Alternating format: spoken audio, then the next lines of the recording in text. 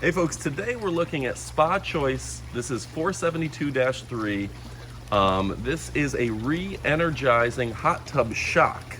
So what is shock? Essentially, if you want to clean out your tub without using some of those chlorine type products, this is going to make a real difference.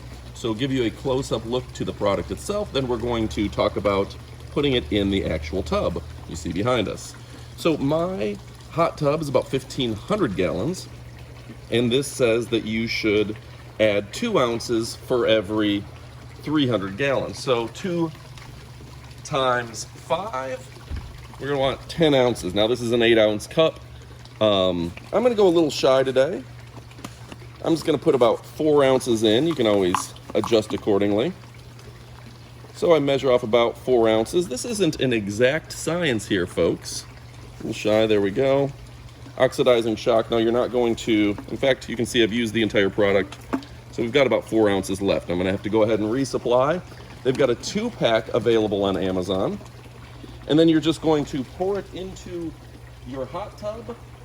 You're gonna leave the hot tub on for all intents and purposes and let it dissolve in there. So leave the jets on, let it cycle and circulate. And you're gonna wanna do that probably once a week if you're using your spa.